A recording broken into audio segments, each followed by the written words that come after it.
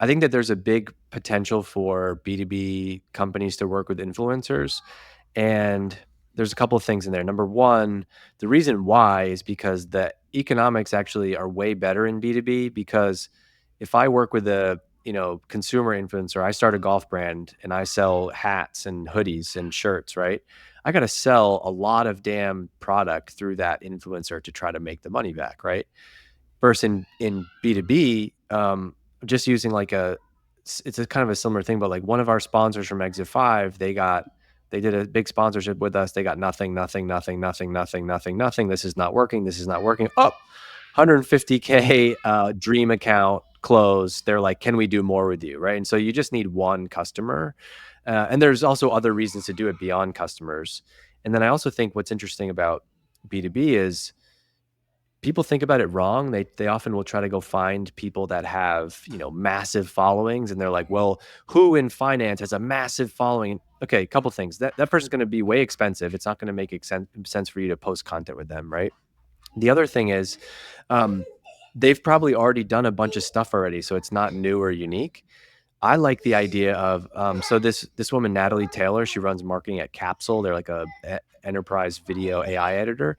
They did a launch, and she said, "I'm going to take 10 grand. I'm going to find 10 like micro influencers, like people who talk about marketing and talk about video, but have like 3 to 5,000 followers on LinkedIn, which is a lot of people. And I'm going to pay them each $500 to do a post for launch." And so you spend 10 grand, you get this micro influencer campaign. You have all these people spreading your word. I think that's a cool example that I've been talking about a lot, because I think more people are starting to come onto that. It's why we get sponsors for Exit 5.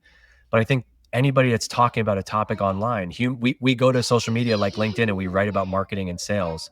Find those people. But then people listen to this and say, well, how do I find those people? Is there like a database? No, you have to be there, participating, watching the space, getting really close. Then you can know, okay, here's the 10 people that I think will be good. I see a lot of people asking for some magic database of influencers. They're going to give you all the big ones anyway. You need to like pay attention to your space, see who's posting, and then reach out. And then just LinkedIn. So influencers are one, and LinkedIn in general. I think the old PR strategy of just pitching and trying to get press and trying to get people to write about you is doesn't work the same way as it used to.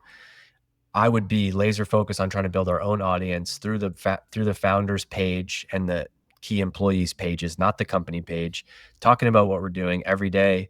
It's not a new strategy, but I would just stop trying to set a goal around it for, let's see what results this produces in 3 months, and just like commit to like, we're going to go to the gym for a year and we're going to measure progress in a year, and we're going to all write and share. And as you go, you start to understand how to measure it. You start to understand how to think about it differently. But if you obsess with measurement and success of it out of the gate, you're never going to get going. So AI, influencers, and LinkedIn. All right, let's talk influencers for 1 sec. I like this one. So I love what you said. You got to do the work, and you got to be there to see who these folks are. That I get. This is, you want to create your list of the people that move your market or move your function or wherever.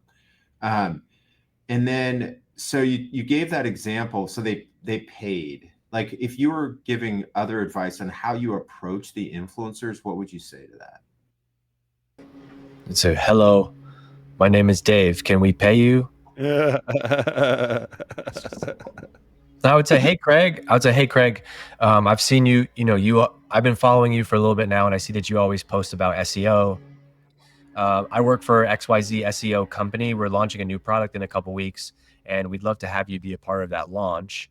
We're interested in working with you on a partnership where you would try out our product or learn about it and write about it, and we would pay you to post that on LinkedIn on this certain date.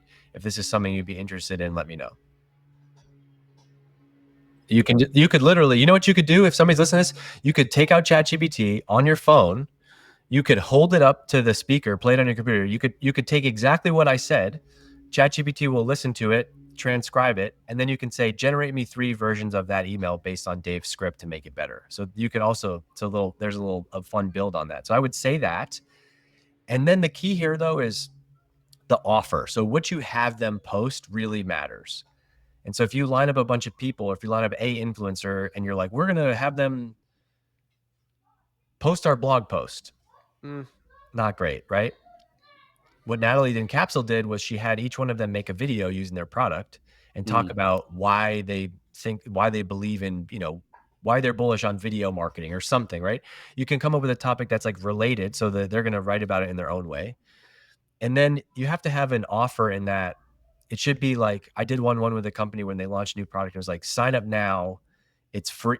So this is a free tool you can use on your website right now. Right. Or, um, we're working right now with this company called Planful, and their sponsored content is they're driving everybody to a resource that they wrote on how to build your marketing plan. And that's perfect for this time of year because people are trying to build their budgets and do planning for marketing right now. And so if they work with influencers to promote that, they're now widening the reach of that. I think you really got to think about what is the thing, like what is that audience's, what is that influencers audience, what do they want, and how can you know that and try to, hey, we know they love cheese pizza, how do we serve up our version of cheese pizza that day so they're going to go actually want to go try it? I think a lot of people don't think through all of the steps. It's like, we got influencers, they're going to post about it.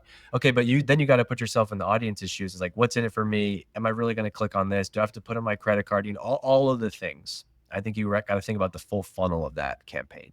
And that last thing I just mentioned is true for all marketing. It's why people in B2B think webinars stink or are boring, is because they don't think about the actual offer, the delivery. It matters so much. yeah. I love that. We had a guy on, Mac Redden. I don't know if you've seen this guy. Yeah, he was just he came from Denmark to Hmm. Vermont for our first annual event. Yeah, we just hung out with him. He's a great guy. Yeah, Awesome. amazing. Yeah. Similar play. He didn't have to pay, but he went to, he used a consumer-like influencer strategy. He talked about a lot. I mean, he's done a lot of really creative things, but was able to sort of loop influencers in and have them go help amplify them on LinkedIn, where he's definitely sort of locked in.